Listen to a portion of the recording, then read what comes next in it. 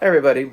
It's Tim. Great to be with you today in our journey through the Bible, one day at a time. Our reading for today was in Numbers chapter 21 and 22. As a retired pastor, I have to be honest with you, it grieves me that there are preachers in our country today, like Andy Stanley, for example. Some of them have large congregations, but they're telling their people, Christians need to unhitch themselves from the Old Testament. After all, there are so many stories there that are kind of an embarrassment to try to explain these to people with a 21st century mindset. Let's just concentrate on the gospel. How about that? But the problem is you can't separate the two. The Old Testament explains what's going on in the New Testament, and the gospel is there in the Old Testament. You read it today when you were reading Numbers chapter 21, whether you realize it or not. I want to begin by putting yourself in the position of the Israelites who were there in Numbers chapter 21. 40 years wandering in the wilderness is about coming to an end. And for many of those people at that time, constantly moving through the desert was the only life they'd ever known. They were born there in the desert. They'd grown up there, and many of them have children of their own and their own families. They were about to make their way to the promised land. They arrived at the border of the country of the Edomites and just asked for permission to go through. They said, "We're not going to bother anybody. We'll pay for our food and water, whatever we consume along the way." But the Edomites looked at this group of 2 million people on their borders, and they were not willing to trust them. They said, "No way are you going to come through here." And the result is they had to go back out in the wilderness as they went around the land of Edom. Verse 4 said they journeyed from Mount Hor by the way of the Red Sea to compass the land of Edom. And the soul of this people was much discouraged because of the way. And the people spake against God and against Moses. Probably learned that from the previous generation because that was their way of handling any problems, is by complaining.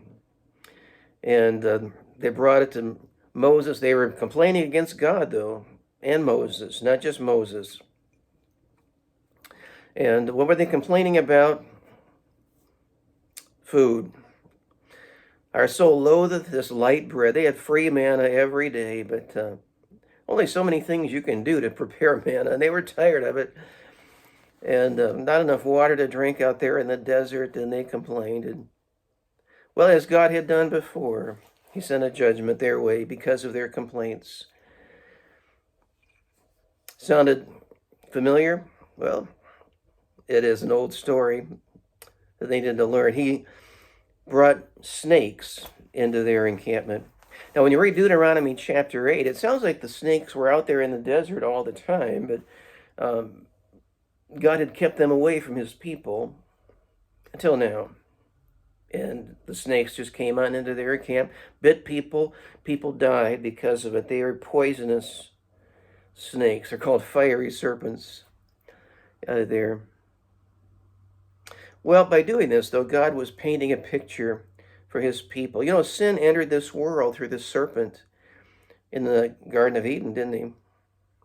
The devil is referred to in the Bible as that old serpent, the devil. And so as these serpents made their way through the camp, and that was an illustration of that truth. Yeah, the devil brings with him sin, and the wages of sin is death. And people died as they were bitten by these snakes. But this generation was different than the previous generation.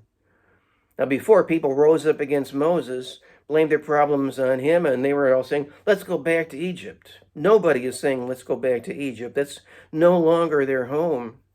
And secondly, they were different from the previous generation because they repented.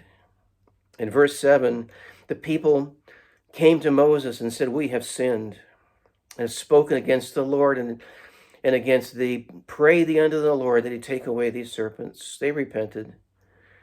They acknowledged that, we've sinned in the way that we've spoken against you and against God. And God solved the problem, but not in the way they had in mind. Their way was, "God, just remove these snakes. Would you do that?" God's solution was, no, the snakes are going to stay.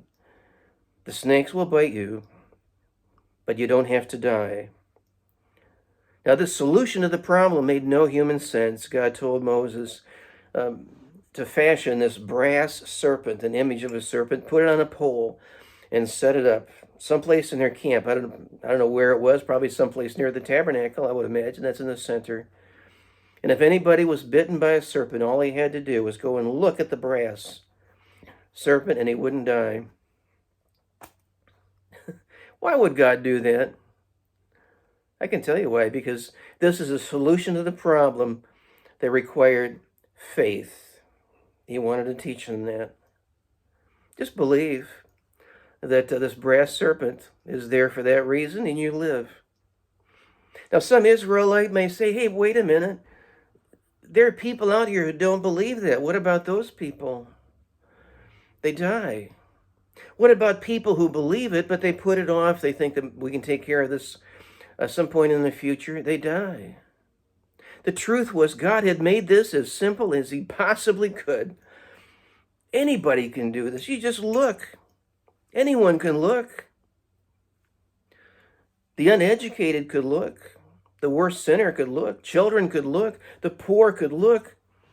That's all you have to do. And there's no other way to live.